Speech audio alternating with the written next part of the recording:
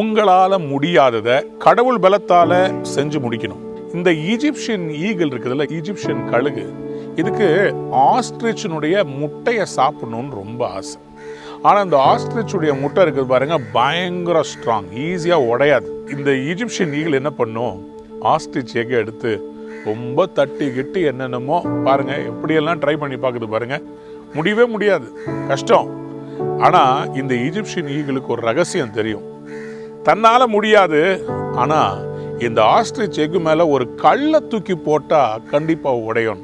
ஆகவே அது என்ன பண்ணுன்னா, கல்லை தூக்கி போட்டு உடைச்சு தன்னுடைய பசி ஆத்திக்கிறதுக்கு சூப்பராக ஒரு முட்டை ஆம்லெட் சாப்பிடும். இன்னைக்கு உங்கள் லைஃப்பில் கூட சில காரியங்கள் முயற்சி செய்து தோல்வி அடைந்திருக்கிறீங்களா? நமக்காக இருக்கிற கண்மலையாம் கிறிஸ்து ஒருத்தர் இருக்கிறார். அவர்கிட்ட கேட்டு பார்த்தீங்கன்னா அவர் கண்டிப்பாக உங்களுக்காக அதை செய்து முடிப்பார். ஏன்னா சில காரியங்கள் மனுஷ பலனால முடியாதுங்க, கடவுள் உதவியால தான் செய்து முடிக்க முடியும். Man needs God.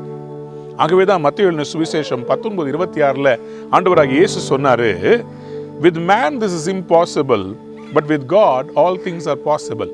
மனிதனால் இது கூடாதுதான், ஆனால் தேவனால் எல்லாம் கூடும். அந்த ஈஜிப்சியன் கழுகுக்கு இருக்கிற அதே மனப்பான்மை நமக்குள்ளே இருக்கணும்.